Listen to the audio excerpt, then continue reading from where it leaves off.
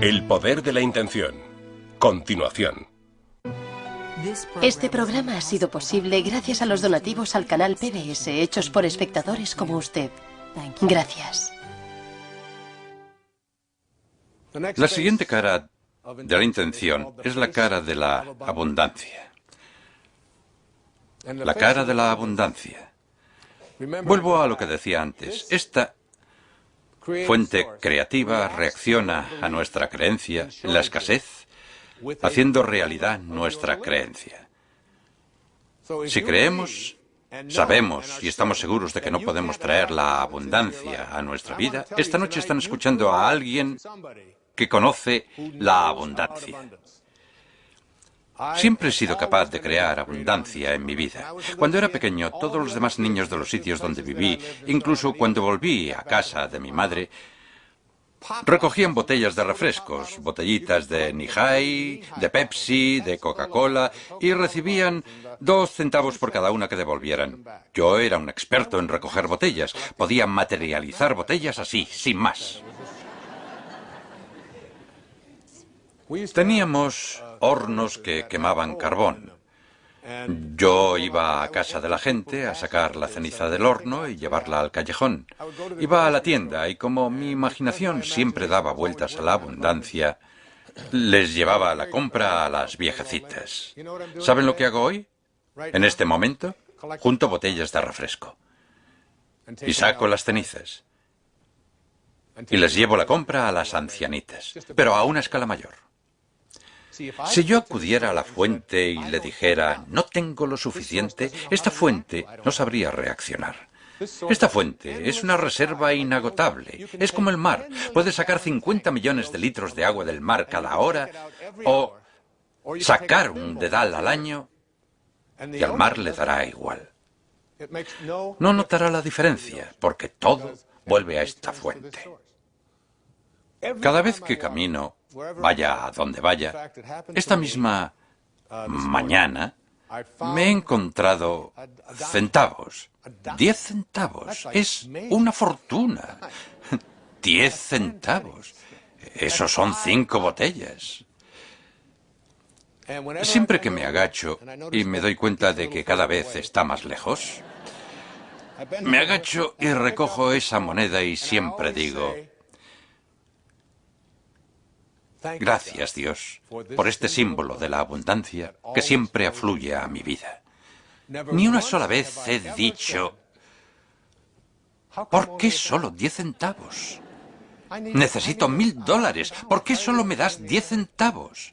Me recuerda la historia de una anciana que tenía esa mentalidad. Iba caminando por la playa con su nietecito de la mano, cuando de pronto una ola enorme surgió del mar.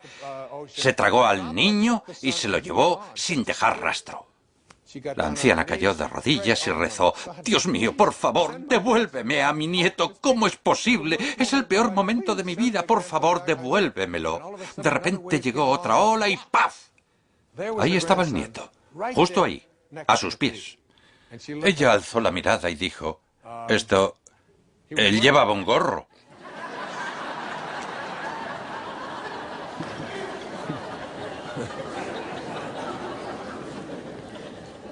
La cara de la abundancia implica que no hay que acudir a esta fuente en busca de lo que falta, pues ella no sabe de eso, no falta nada. Esta fuente, la fuente de todo, no sabe de carencias. Cuando le dices, por favor, dame lo que me falta, ella solo reforzará tu creencia de que te falta algo. Tienes que acudir a esta fuente con una sensación de abundancia, de gratitud, darle las gracias por lo que eres, verte a ti mismo como alguien que atrae la abundancia y está dispuesto a cederla a otros.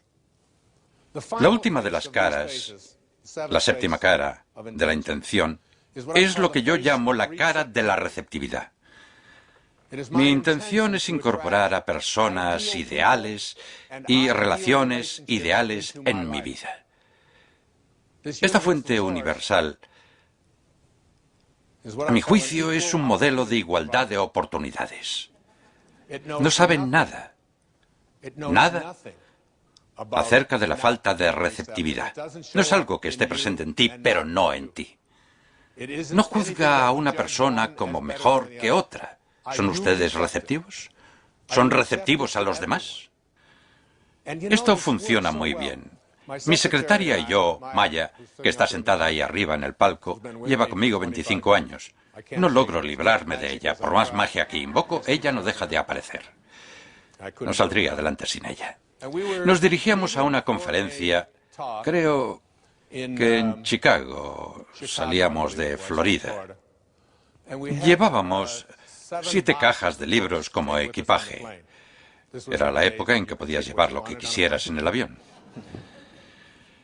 Teníamos que coger un vuelo en una aerolínea de la que yo era cliente platino o algo así y nos enteramos de que el vuelo se había cancelado. Ya habíamos facturado las cajas. Nos enviaron a otra compañía en la otra punta de la terminal. Fuimos hasta allí con las 7 cajas en un carrito y en el mostrador de la nueva compañía había una mujer con el ceño fruncido como diciendo: no van a embarcar esas cajas en el avión. Lo tenía decidido, no estaba receptiva en absoluto a esta idea. Tengo una actitud con la que me enfrento a estas situaciones de la vida. Si me topo con una camarera malcarada o con un recepcionista de hotel que me pone las cosas difíciles, para mí son oportunidades estupendas de ejercitar el poder de la intención. ¿Puedo mostrarme receptivo con esas personas, conseguir que acaben comiendo de mi mano?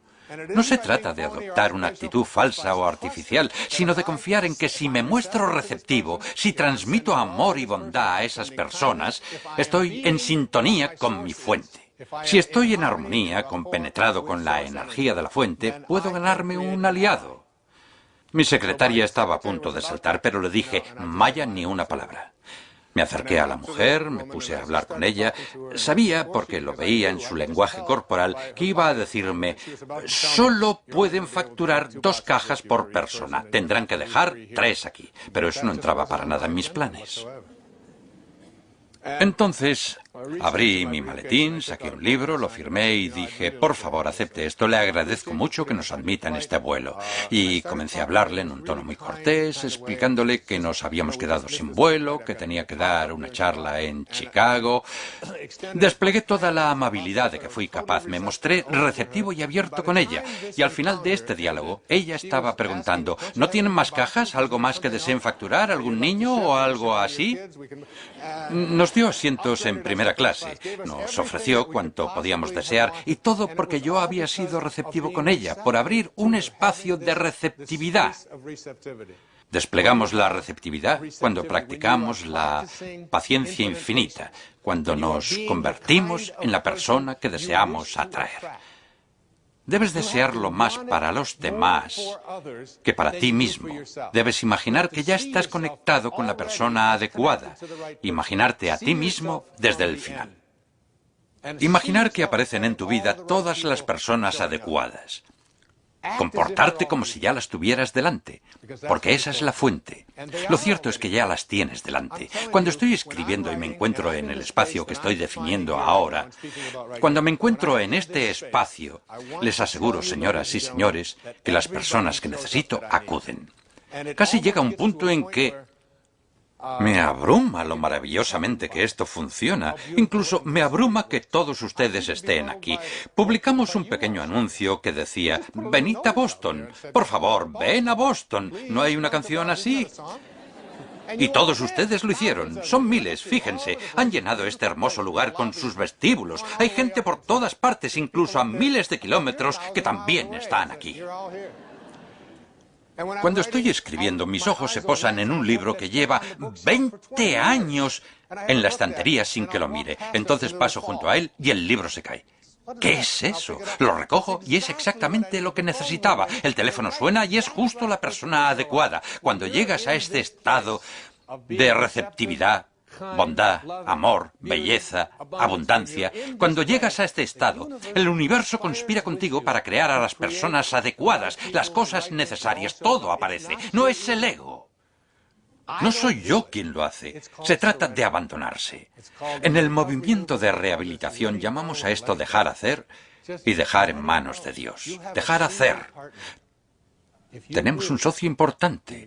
Si supieras quién te acompaña en todo momento por esa senda que has elegido, nunca volverías a dudar que esto da resultado.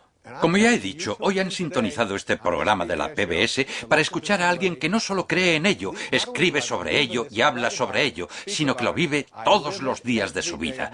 Siempre da resultado. Cuando me senté a escribir este libro, El poder de la intención, no tenía ni idea de qué trataría el capítulo 2 cuando terminé el primero. Solo tenía las citas que les he dado al principio del programa de Max Planck y Carlos Castaneda. Eso es todo lo que tenía. El capítulo 2 dio paso al capítulo 3 y un día la segunda mitad del libro. Todas estas intenciones afluyeron a mí como este programa. Todo sucedió en el momento preciso. En el siglo XIII... había un hombre llamado Francesco. La ciudad de San Francisco debe su nombre a este humilde monje que renunció a todos sus bienes materiales y nos dejó un mensaje. Antes les comentaba la frase de Einstein: todos se preocupan de los detalles, yo solo quiero aprender a pensar como Dios. ¿Comprenden ahora a qué se refería? ¿Lo ven? Quería pensar, hablar y sentir como esta fuente. Francesco llegó a ser conocido como San Francisco de Asís, un lugar que he visitado muchas veces y con el que siento una conexión profunda e intensa. De hecho, tuve junto a mí una estatua imponente de Francesco durante todo el proceso de escritura de El poder de la intención, esculpida para mí por artistas de Asís mientras yo los observaba, y noto su presencia. La noto ahora mismo, en este escenario. Y le pedí a Sky, de quien ya les he hablado, que saliera aquí a cantar a capela las palabras de ese humilde monje. Cuando escuchen las palabras, quiero que recuerden que son una manera de conectar con la intención. Pueden conectar por medio de estos mensajes. Mi hermosa hija, a la que tengo el honor de presentarles en este escenario. Acércate, cariño. Se llama Sky Dyer. Aquí la tienen. ¿Pueden levantarse? Estás preciosa.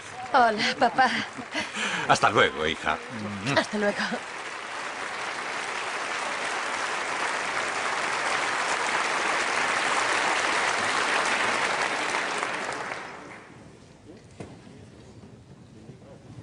Make me a channel of your peace.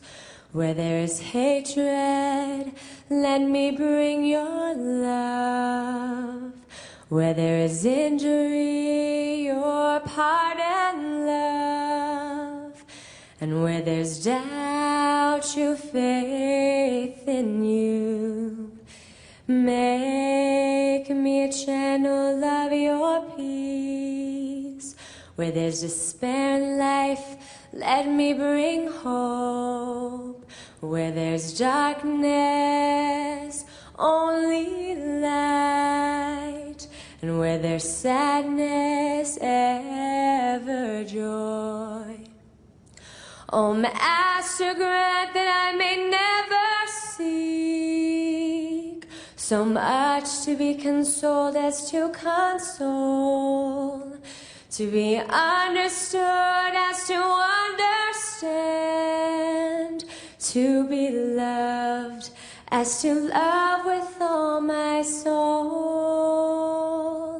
Make me a channel of your peace.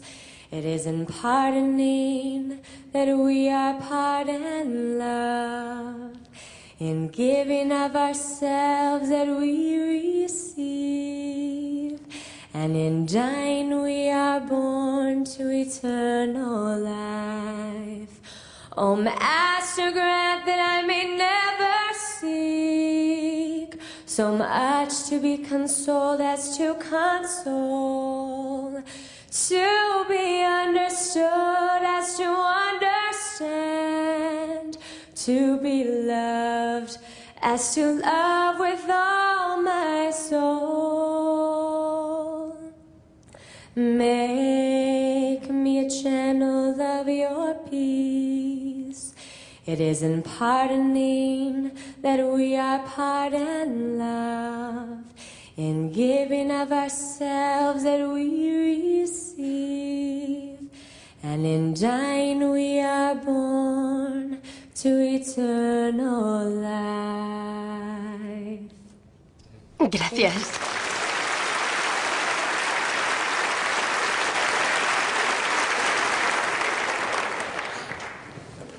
Quiero que repitan esas palabras en su mente. Son palabras muy profundas.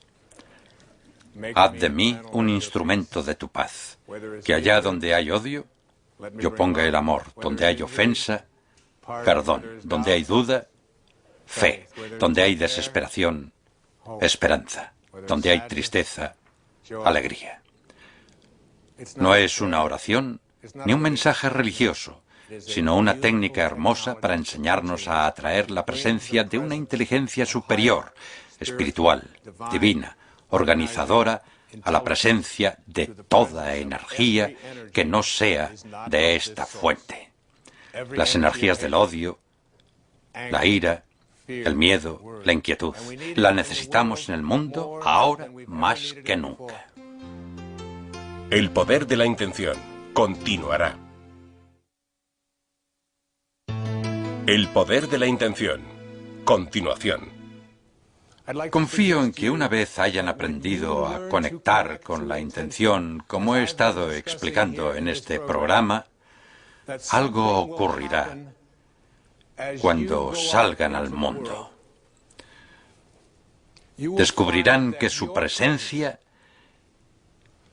influirá en otras personas, incluso sin que ustedes sean conscientes de ello. Cuando alcancen ese nivel, una de las cosas que pasarán es que empezarán a irradiar serenidad. Convencemos a los demás con nuestra presencia, dijo Walt Whitman. La gente se sentirá más tranquila en su presencia. ¿Alguna vez han estado con un grupo de personas cuya compañía les da buenas vibraciones al instante? ¿Les hace sentir bien consigo mismos solo por estar en la misma habitación que ellas? Eso es lo que ocurrirá. También hay personas que cuando están cerca dan ganas de salir corriendo porque irradian una energía muy baja. Hay quienes me dicen, las demás personas siempre me bajan la moral, intento superarlo. Si supieras cómo es mi familia, si vieras la gente con quien vivo, no dirías estas cosas. Yo le replico, las personas de baja energía no pueden bajarte la moral. Tienes baja la energía porque tú odias a la gente por odiarte. Te enfadas con la gente por enfadarse contigo. Juzgas a la gente por juzgarte. Rebajas tu energía al nivel de los demás. Ese hombre dijo, haz de mí un instrumento de tu paz. No dijo, envíame paz. Francesco no dijo, necesito un poco de paz. Ando escaso de paz, pero si esto no es más que paz, no da otra cosa. Haz de mí un instrumento de esto. Deja que me convierta en ello. Cuando conectamos con la intención, con el campo de intención, como les he descrito aquí, nuestra presencia infunde vigor a otras personas. Les vienen ganas de hacer más cosas, de escribir, de hacer música, de filmar El Profesor Holland. ¿A quién no le encanta esa película? No es porque sea una gran película, aunque a mí me lo parece, sino porque todos tenemos... ¿Y Rocky? ¿Cuántos han visto Rocky? ¿Se acuerdan? Con Sylvester Stallone. Uno sale del cine y por más que deteste el boxeo, piensa, llevo un Rocky dentro. Todos lo notamos. En momentos así tenemos la sensación de que nuestra presencia hace a los demás sentirse conectados y edificados. Nuestra presencia hace a los demás sentir que tienen un objetivo, los impulsa a la grandeza. También tenemos un impacto en la conciencia de toda la humanidad. En El poder contra la fuerza, Hawkins habla de lo que nos ocurre, lo que nos pasa cuando... Aquí debe de haber al menos 1000 personas en este hermoso Teatro Majestic de Boston. Solo por estar aquí, solo por ver este programa y asimilar algunas de estas ideas, ustedes cambian la energía de todo el planeta. Todo está conectado entre sí. Los nativos americanos decían, no hay un árbol cuyas ramas sean tan insensatas como para luchar entre ellas. Todos somos ramas de un árbol llamado humanidad. Ahora quisiera hacer un resumen rápido de lo que yo llamo la docena de Dyer. Se trata de los 12 puntos que les he expuesto y sobre los que les he hablado durante todo el programa. Son 12 y dedicaré solo un momento a cada uno. Si quieren, pueden anotarlos mientras hablo. Les animo a tener presentes estas ideas. La docena de Dyer para conectar con la intención. Primero, desea más para los demás de lo que deseas para ti mismo. Desea más para los demás, sea lo que creas que te falta, sean cuales sean tus problemas de salud, las adicciones contra las que luchas, la falta de amor en tu vida, los conflictos que tengas con tus tías, tus tíos, tus padres o tus suegros, debes desear ante todo que la paz que buscas la alcancen ellos. Deséala más para ellos. Así se crea este nivel de conciencia. En segundo lugar, piensa desde el final. Empieza a imaginarte rodeado por las personas, las circunstancias y las cosas que deseas tener. ¿Tienes un problema de adicción? Imagínate a ti mismo libre de ella. Imagínate a ti mismo, si es un coche, lo que quieres. Mi hijo es muy bueno para esto. Se le da muy bien. Quería un coche en particular. Era amarillo. No solo me machacaba con eso cada día, como hacen todos los jóvenes, sino que se imaginaba a sí mismo. Puso una foto del coche en su ordenador, como fondo de escritorio, uno amarillo de no sé qué marca. Yo lo llamo el autobús del cole. Creía que le iba a poner un taxímetro, pero era el modelo que quería. Fue a un concesionario y lo probó. Era un coche de segunda mano, lo buscó en Internet, se imaginaba al volante, no podía imaginarse de otra manera. Cuando alguien actúa así lo consideramos tozudo y un incordio, pero no se trata de eso en absoluto. Lo que ocurre es que los jóvenes tienen automáticamente el conocimiento y la conciencia de que pueden crear lo que quieren para sí mismos en la vida y la manera de conseguirlo es actuar como si ya lo tuvieran. Como si nadie pudiera negárselo. En eso consiste la intención, no en la actitud del pitbull, sino en la conciencia de que estoy pensando desde el final, de que ya cuento con ello. Todo lo que piensas que te falta en la vida, en realidad, ya está presente. El tercer punto es ser un apreciador en la vida. Sé un apreciador. Busca aquello que es valioso, no lo que no vale nada. Por ejemplo, uno va y compra divisas. Pasa un tiempo y se dice que la moneda se aprecia. ¿Qué significa eso? ¿Qué significa que una moneda se aprecie? Que se vuelve más... ¿qué? Más valiosa. Lo mismo ocurre con nosotros. Cuando nos apreciamos, nos hacemos valiosos. Un día compramos divisas y al cabo de un tiempo se han depreciado un 20%. ¿Y eso qué significa? Que ya no valen tanto como antes. Cuando nos depreciamos, perdemos nuestro valor. Cuando nos apreciamos, nos hacemos valiosos. ¿Qué hay más valioso que estar conectado con la fuente? 4. Mantente en sintonía con la energía de la fuente. Mantente en sintonía. Tu objetivo debe ser mantenerte en un estado de armonía con esto. Preguntarte continuamente, ¿es así como piensa mi fuente? 5. La resistencia. Debemos entender esto sobre la resistencia. Todo pensamiento que tengamos que sea distinto de aquel del que emanamos es resistencia. Todo pensamiento poco bondadoso, poco creativo, que juzgue a los demás, todo pensamiento temeroso o depresivo, pensar no puede hacerse, todo es resistencia. Si piensan, bueno, es fácil para él decir eso, pero yo no puedo, eso es resistencia. Tienen toda la razón. Aunque crean que todo eso no son más que tonterías, tienen toda la razón. Toda la razón. Porque para ustedes eso es la verdad. Y si lo creen, la fuente universal les ayudará a hacer realidad esa creencia. 6. Como he dicho varias veces a lo largo del programa, debemos imaginarnos rodeados por las condiciones que queremos crear. Debemos imaginarnos así, porque somos uno con la fuente. Siempre somos uno con la fuente. Somos uno con todos sus principios, todas sus caras. Somos uno con ella. No puede ser otra cosa que lo que es. Ustedes tampoco. 7. Comprende el arte de la permisividad. Ser permisivo significa seguir el camino de menor resistencia. Cada vez que tenemos un pensamiento en el que hay resistencia, lo que hacemos es crear una ausencia de permisividad. Debemos pensar algo como, aquí estoy yo, aquí está la fuente. ¿Cuánta energía puedo extraer de ella? ¿Cuánta energía? ¿Extraemos energía de la fuente o nos mantenemos apartados de ella? Seamos permisivos con nosotros mismos. 8. Practica la humildad radical. No somos este cuerpo que ocupamos. No somos esta mente que ocupamos. No somos los bienes que poseemos. Somos una fuente divina. 9. Mantente en un estado de gratitud constante. Debemos estar agradecidos por todo lo que se presenta, por todo. Mantenernos en un estado de generosidad y gratitud en la vida, porque ¿qué puede ser más generoso que aquello que nos permite pasar de la fuente infinita al mundo material y volver? 10. Tengan presente que un problema no se resuelve condenándolo. Cada vez que al topar con un problema reaccionamos con vergüenza, recurrimos a la energía más baja del universo.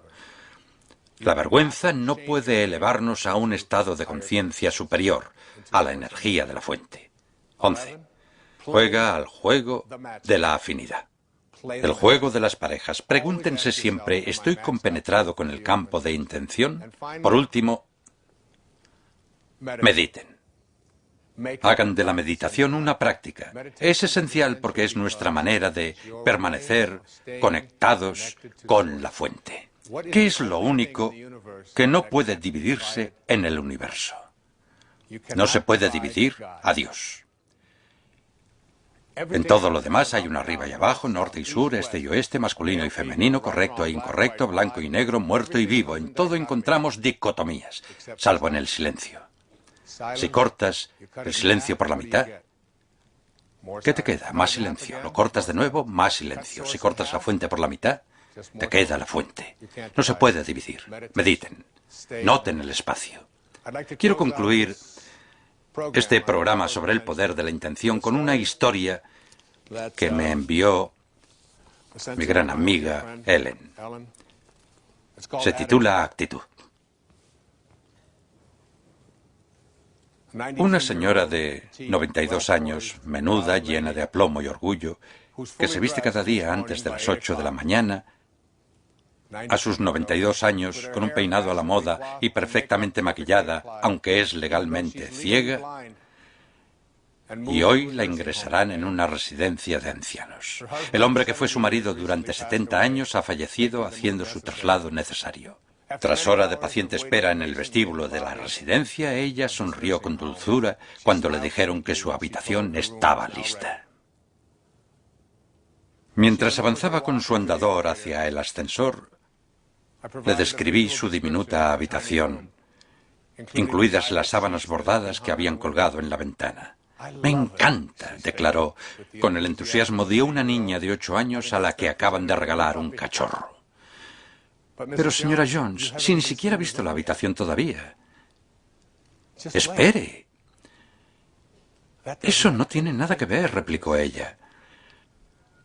«La felicidad es algo que se decide de antemano. Que mi habitación me guste o no me guste no depende de la disposición de los muebles, sino de la disposición de mi mente. Cuando cambias tu manera de mirar las cosas, aunque seas legalmente ciego, las cosas que miras cambian. Dios les bendiga y gracias por venir. Gracias.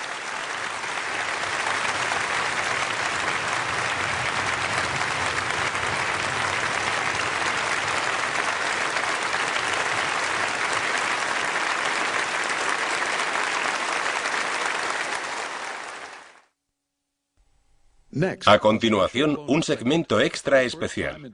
Por primera vez en 20 años, el Dr. Dyer nos hablará del suceso profundo y muy personal que transformó su vida. Una de las ideas más importantes para mí procede de algo que leí en el último libro de Castaneda, titulado El lado activo del infinito. En El poder de la intención escribí un capítulo entero sobre nuestro conflicto con la infinidad. Ese libro decía algo que causó un impacto profundo en mí. Decía que el problema de la humanidad, de las personas en la cultura occidental que no viven de la fuente, es que todos ocupamos un cuerpo que va a morir. Pero nos comportamos como si no fuera así. Reflexioné sobre esa idea durante mucho tiempo. Él decía que cuando actúas como si tu cuerpo no fuera a morir, vives en el lado inactivo del infinito. Nuestro objetivo al conectar con la intención es pasarnos al lado activo del infinito. El lado activo del infinito es el lugar donde reconocemos nuestra naturaleza infinita.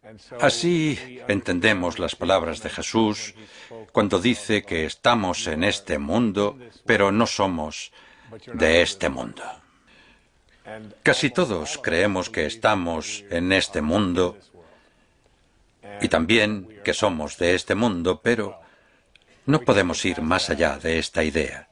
Descubrir y comprender nuestra naturaleza infinita es una de las cosas más difíciles, pero una vez que lo captas, lo captas. Me acuerdo de cuando vivía en Mount Clemens, Michigan, en casa de una señora maravillosa que acogía a niños que se encontraban en la misma situación que yo y que mi madre. Nací en 1940. Mi madre tenía 3 hijos varones de menos de 4 años.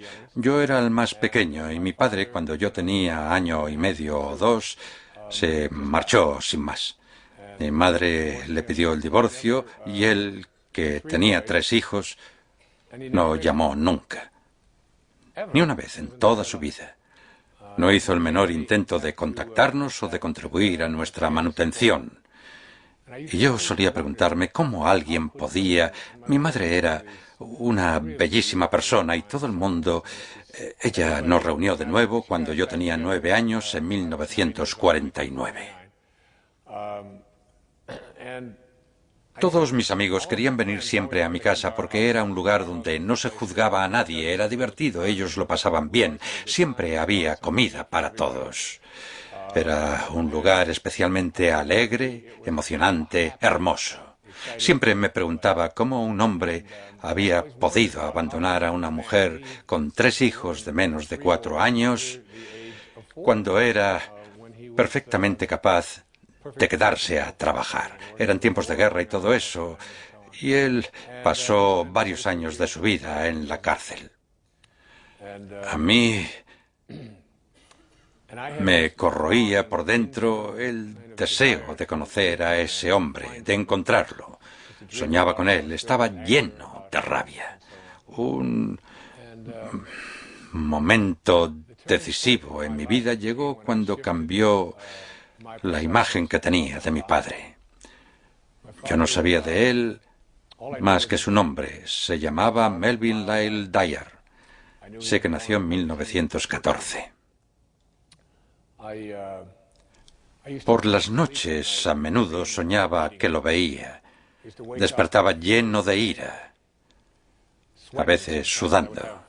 Soñaba que me peleaba con él cuando dormía y me despertaba empapado, furioso. Durante todos esos años, hasta que cumplí los 34, en 1974, soñaba con él casi cada noche. Siempre le pedía a mi madre que me contara algo de él, cosas como dónde estaba. Ella albergaba hacia él un profundo resentimiento. Así pues, recibí una nota en 1974 o 73 que me informaba de que mi padre Me la había enviado una prima a quien no conocía, llamada Dorothy Phillips. Me decía que mi padre había muerto 10 años atrás, en 1964, a los 49 años, de cirrosis, y que estaba enterrado en Biloxi, Mississippi. Había muerto en Nueva Orleans. Esa era toda la información de la que ella disponía. Mis 2 hermanos no querían ni oír nombrar a mi padre, creo que en parte porque se acordaban de él, eran 1 o 2 años mayores que yo. No querían saber nada, pero yo tenía una curiosidad muy grande, casi innata, por saber quién era esa persona. Por encima de todo, quería saber cómo había podido hacer eso y si reconocía a sus 3 hijos. De hecho, solo quería saber si reconocía a un hijo llamado Wayne. En esa época, yo trabajaba como profesor en la Universidad de St. John, en Nueva York. Daba clases de asesoramiento psicológico. Era la época en que Lyndon Johnson había incluido muchas cosas en su programa para una gran sociedad y se estaban integrando algunas escuelas del sur. Me ofrecieron un puesto en el gobierno federal, un trabajo temporal y a tiempo parcial para compaginarlo con mi labor docente. Debía coger un vuelo a un lugar de Mississippi llamado Universidad de Mujeres del Estado de Mississippi, que estaba en la ciudad de Columbus. Yo acababa de enterarme, no recuerdo exactamente hacía cuánto tiempo, de que mi padre había muerto. Al consultar un mapa vi que Columbus estaba a solo unos 300 kilómetros de Biloxi. Sabía que habían enviado el cadáver de mi padre como el de un indigente de Nueva Orleans a Biloxi. Así que llegué a Columbus, impartí mis clases y redacté mi informe sobre los derechos civiles, sobre si serían o no respetados. Luego alquilé un coche un viernes por la tarde. Era un Dodge Cornet de 1974 azul. En aquella época los cinturones de seguridad solo te sujetaban por la cintura y no por los hombros. Por extraño que parezca, mi vida en aquella época era muy inestable. Yo bebía, mantenía una relación que no me satisfacía, no acababa de centrarme como escritor, estaba pasado de peso, tenía muy poca disciplina, el ego dominaba demasiado mi vida. Siempre supe que estaba destinado a otras cosas, pero la obsesión con mi padre interfería en ello, me llenaba de rabia. Así que fui y subí al coche. Lo alquilé en una agencia Avis. Nadie lo había alquilado antes. Nadie lo había conducido siquiera. El cuentakilómetros estaba a 0. A 0,006 millas o algo así. Lo habían traído ese día en un camión para que yo lo alquilara. Así que lo alquilé, me subí, comencé a ponerme el cinturón, me puse el izquierdo primero y cuando me incliné hacia el otro lado vi que no tenía cinturón derecho. Yo era un maniático de los cinturones de seguridad, así que bajé del coche para encontrar ese cinturón, saqué el asiento y lo dejé en el suelo. Y allí, pegada al suelo del coche y envuelta en plástico, estaba la hebilla. Había una goma elástica alrededor y el paquete estaba pegado con cinta adhesiva al suelo del coche. Supongo que para evitar que rajara la tapicería, así que lo saqué, le quité la goma elástica, lo desenvolví, coloqué el asiento en su sitio y me disponía a poner la hebilla cuando descubrí que dentro había una tarjeta de visita. En aquel coche nuevo, sin estrenar. Eché un vistazo a la tarjeta y decía: Pensión Candlelight, Biloxi, Mississippi. En el dorso había un mapa impreso con indicaciones para llegar a la pensión. Entonces tuve uno de esos breves momentos de extrañeza y pensé: ¡qué raro! Pero no le di mayor importancia, supuse que era de alguien de la fábrica y me la guardé en el bolsillo. Pero quería ir a Biloxi, así que conduje hasta ahí esa tarde de viernes de finales de agosto y llegué a las afueras de Biloxi. Pasé el letrero "Bienvenido a Biloxi" y vi una gasolinera. Me detuve en la gasolinera, donde había una cabina de teléfono con unas páginas amarillas, y busqué la sección de cementerios. Era mi única pista. Había 3 números, 2 impresos con letras grandes y uno con letra más pequeña. Así que llamé a los 2 primeros. Nadie contestó en el primero. No había nadie en el cementerio. El segundo al que llamé comunicaba constantemente, así que llamé al número pequeño y contestó un hombre con acento sureño. Le dije: llamo para preguntar si hay un tal Melvin Lyle Dyer que murió en 1964, creo que fue en ese año, enterrado en su cementerio. Él respondió: en realidad esto no es un cementerio, pero sí que hay gente enterrada aquí. Dijo que iría a echar un vistazo y tardó al menos 10 minutos en regresar. Se puso al teléfono mientras rebuscaba en una caja de Coca-Cola, que es donde se archivaban los papeles en Mississippi en ese entonces. Entonces dijo: he encontrado el registro de su padre, lo enterraron aquí en 1964. Yo le dije: he venido de viaje, llevo buscando a mi padre toda mi vida, me gustaría visitar su tumba. Él replicó: no es realmente un cementerio, su padre está enterrado en el terreno de la pensión Canlight. Es una historia verídica. Así que me llevé la mano al bolsillo y dije: tengo un mapa.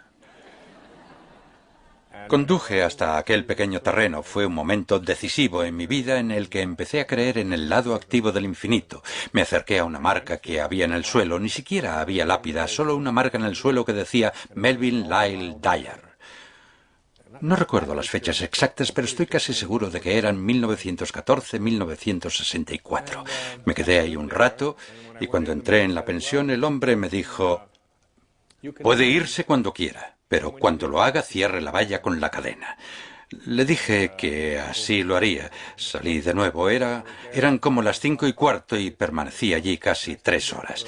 Ya había oscurecido, eran las 8 y no hice más que maldecir a mi padre pisoteando el suelo y diciendo: ¿cómo pudiste hacer eso? ¿En qué estabas pensando? ¿Cómo pudiste marcharte y no llamar nunca?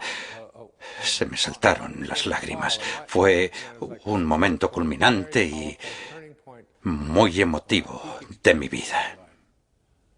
Entonces algo se adueñó de mí y me acordé de lo que Mark Twain decía sobre el perdón. El perdón es la fragancia que la violeta deja en el talón que la ha pisado. Se apoderó de mí una sensación que nunca había tenido y le dije a mi padre: te perdono. No sé por qué. Dije: a partir de este momento y para el resto de mi vida te transmitiré amor. Te veré siempre con afecto. Así que puse la cadena, me alejé en el coche, volví a casa, volé de regreso a Nueva York, me tomé un breve periodo sabático de unas 2 semanas y fui a un lugar en Fort Lauderdale, Florida, al motel Spindrift. Me alojé allí y escribí un libro llamado Tus zonas erróneas. Hoy se han publicado 32 millones de ejemplares de ese libro en 48 idiomas y lo escribí en menos de 2 semanas, de principio a fin. Cuando me marché de ahí, empecé a hacer footing. Poco después adquirí la costumbre que he mantenido 22 años de correr 13 kilómetros cada día. Dejé de beber, inicié una nueva relación en mi vida. Los hijos que había querido tener empezaron a aparecer. Cambié mi dieta. Dejé de comer alimentos tóxicos y de tener comportamientos tóxicos. Y todo lo que he sido capaz de crear y lograr en mi vida ha sido posible porque, por alguna razón misteriosa, una tarjeta de visita había ido a parar a un coche sin estrenar y después a mi bolsillo cuando me disponía a ir en busca de mi padre. No tengo ni un atisbo de explicación para ello. Es místicamente misterioso, pero ese acto me cambió literalmente la vida y la dio un vuelco. Recuerdo que de niño, cuando vivía en el 231 de Town Hall Road en casa de la señora Scarf, ella se acercó una tarde y nos entregó a mi hermano Dave y a mí un plátano a cada uno. Estábamos en el porche trasero y ella, con el rostro bañado en lágrimas, nos dijo: el señor Scarf ha muerto esta mañana. Yo, tan inocente a mis 6 o 7 años, le pregunté, ¿y cuándo volverá? Y ella respondió, nunca. Recuerdo que pelé ese plátano, me fui a mi litera, me acosté e intenté imaginar ese nunca. No sé si han pensado nunca que irse a dormir y morirse durante 1 millón de años no es gran cosa, pero nunca, nunca. Fue entonces cuando empecé a comprender mi naturaleza infinita y a vivir en el lado activo del infinito. Hoy sé que lo que me ocurrió con mi padre, ese perdón activo, fue un instrumento muy potente que sembró en mí el objetivo que me ha traído hasta aquí y que me ha permitido crear este programa, el libro que he escrito y todos los otros logros de mi vida, incluidos mis hijos, incluido todo lo que más aprecio, incluida mi salud, mi capacidad de hablar sin leer notas, mi voz. Todo ello surgió a raíz de ese acto de perdón. Vivo a partir de ese momento en el lado activo del infinito. Ya no vivo en un cuerpo que creo que no morirá. Sé que morirá, pero también sé que no es yo. Estoy total y absolutamente reconciliado con ello. No soy este cuerpo. Soy un ser infinito disfrazado de un hombre que les habla en este momento. Que Dios les bendiga. Gracias. Gracias.